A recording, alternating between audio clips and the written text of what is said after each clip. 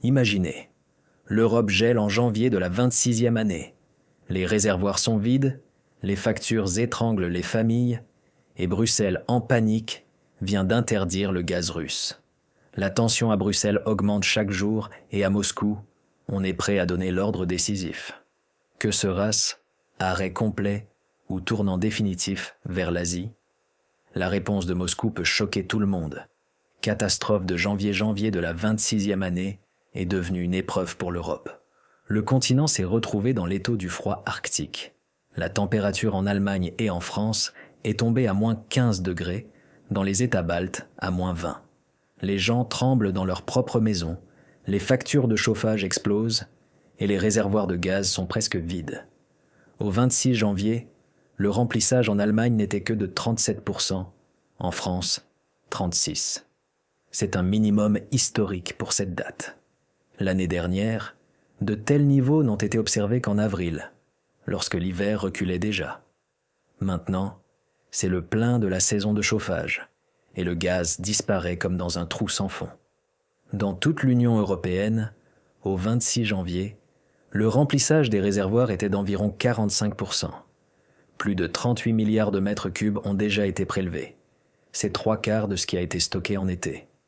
Les Pays-Bas sont au bord de la crise avec 31%. Les États baltes dans le réservoir d'Inchukkalns ont moins d'un tiers des réserves.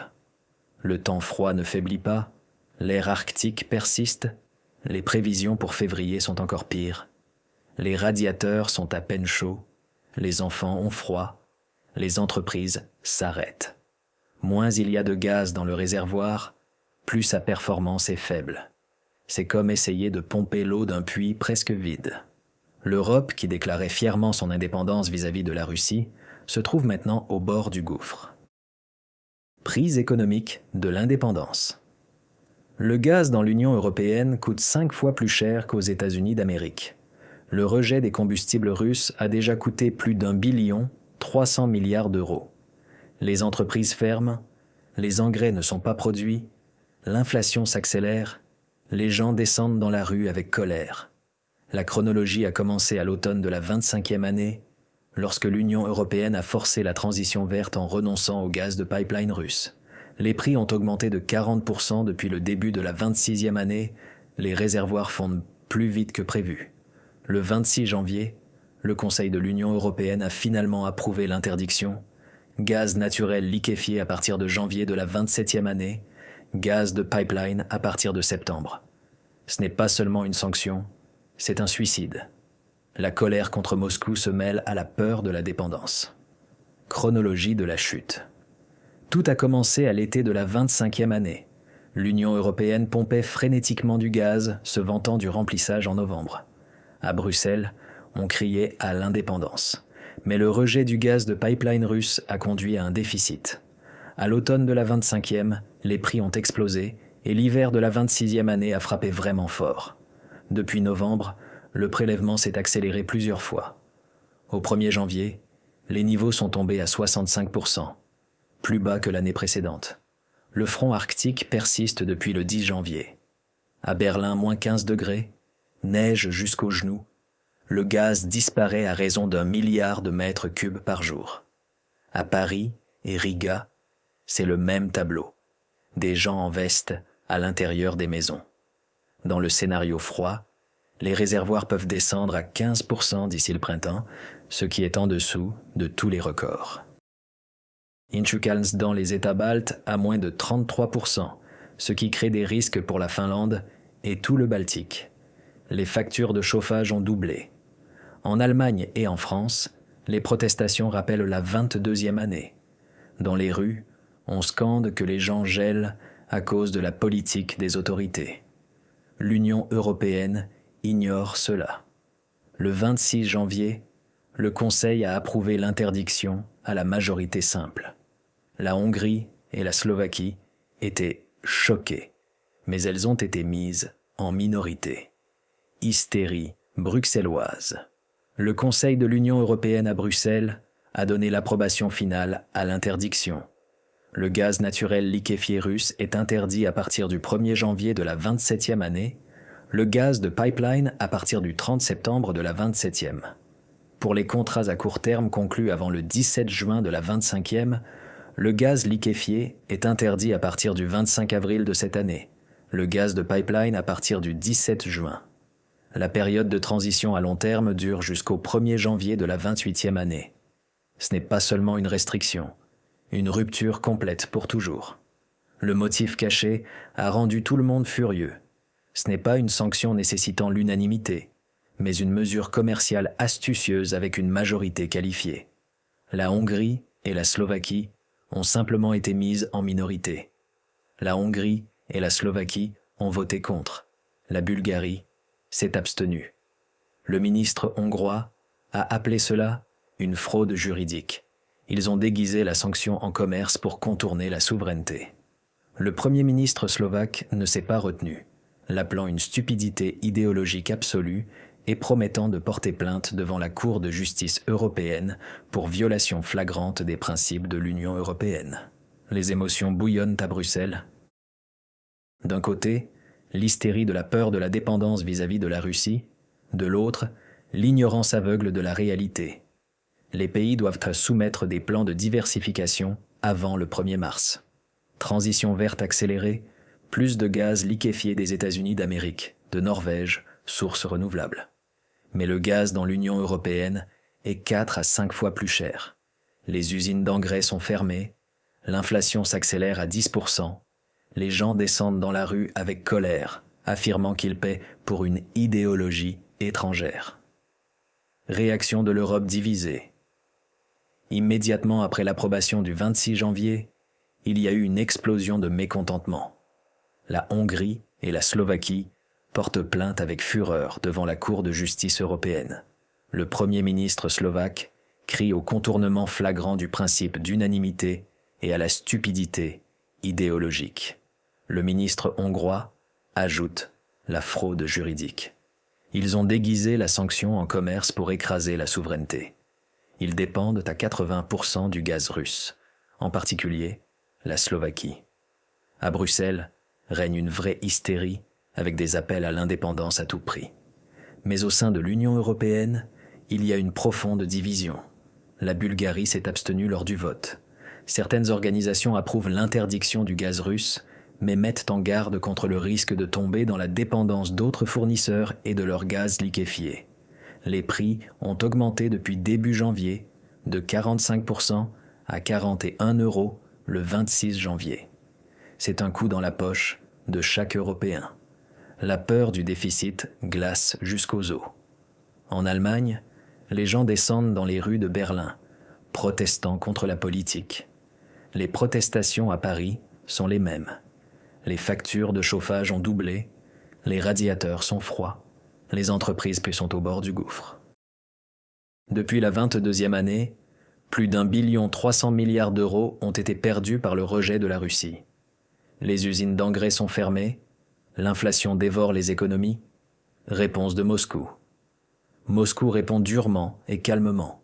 Le représentant officiel frappe juste. L'interdiction du gaz russe est un rejet de la liberté. Il est encore difficile de déterminer s'il s'agit de vassaux heureux ou d'esclaves malheureux. Le temps le dira. L'Europe a perdu son indépendance, mettant volontairement le joug.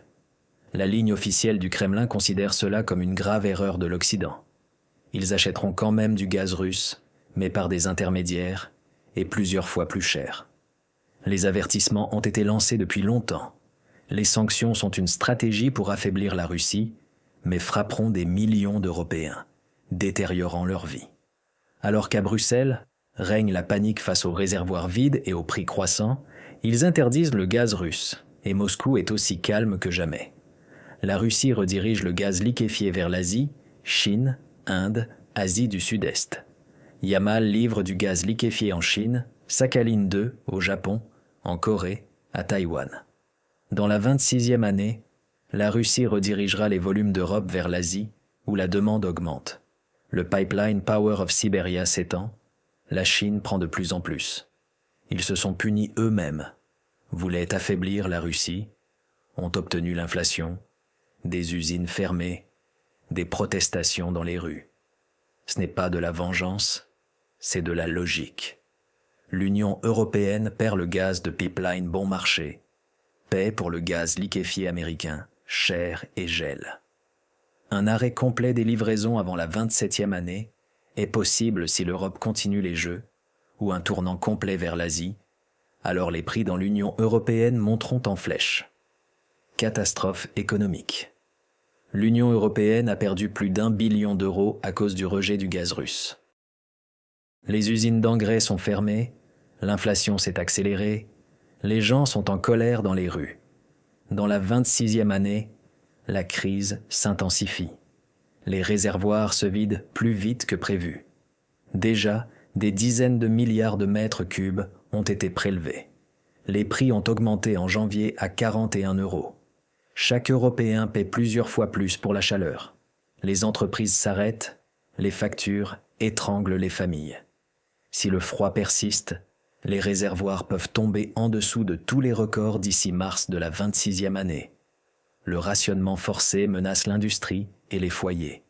Le transit par l'Ukraine a été complètement arrêté le 1er janvier de la 25e année. C'est moins 15 milliards de mètres cubes par an pour l'Europe de l'Est. Le coût pour l'économie européenne est leur choix. Maintenant ils gèlent, paient pour le gaz liquéfié américain cher, et la Russie redirige vers l'Asie. La Chine prend de plus en plus. L'inflation dévore les économies, l'espoir repose sur les sources renouvelables et les nouveaux terminaux. Mais il est trop tard. D'ici la 27e année, l'interdiction intensifiera le chaos. Possiblement, arrêt de tous les restes plus tôt, arrêt complet des livraisons si l'Union européenne continue, ou redirection accélérée vers la Chine et l'Inde, et alors les prix en Europe monteront à 100 €. L'hystérie à Bruxelles s'intensifiera jusqu'à la limite. Pronostic sombre. D'ici la 27e année, entre en vigueur l'interdiction complète. À partir du 1er janvier, le gaz naturel liquéfié de Russie est interdit. À partir du 30 septembre, le gaz de pipeline. Les périodes de transition expirent, les anciens contrats se terminent. L'Europe se coupe officiellement de la source la moins chère et la plus fiable. Mais Moscou répond déjà, ils achèteront plus cher par des intermédiaires, 3 fois plus cher, et quand même russes. Les avertissements ont été lancés, cela n'affaiblira pas la Russie, cela vous frappera. Le pronostic effraie même les optimistes. La 27e année pourrait apporter des prix jusqu'à 100 ou même 150 €, comme au sommet de la 22e, mais en pire, sans volume russe. Récession en Allemagne, France, Italie. Le produit intérieur brut chute de 2% par an. L'industrie migre vers les États-Unis d'Amérique ou la Chine. Les usines ferment, des millions sans travail. D'ici le printemps de la 27e année, les réservoirs montreront un déficit chronique qui devient la norme. Les usines sont à l'arrêt, les maisons sont froides, les gens font la queue pour l'électricité. Les sources renouvelables et le gaz liquéfié américain ne combleront pas le trou à temps. Les nouveaux terminaux se construisent lentement et le vent et le soleil ne chauffent pas en hiver. La Russie redirige déjà les livraisons. Le pipeline Power of Siberia 2 est en préparation. Yamal, gaz liquéfié, presque tout vers la Chine et l'Inde. Un arrêt complet de toutes les livraisons restantes vers l'Union européenne, même par la Turquie ou d'autres voies, peut survenir à tout moment si Bruxelles continue l'escalade. Un ordre, et l'Europe dans l'obscurité et le froid complet, cet hiver même.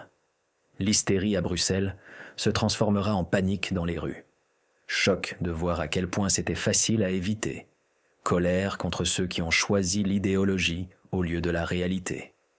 Ils ont obtenu ce qu'ils méritent, mais le prix est trop élevé pour les gens ordinaires. La situation évolue chaque minute. Demain pourrait venir le jour où le monde ne sera plus le même.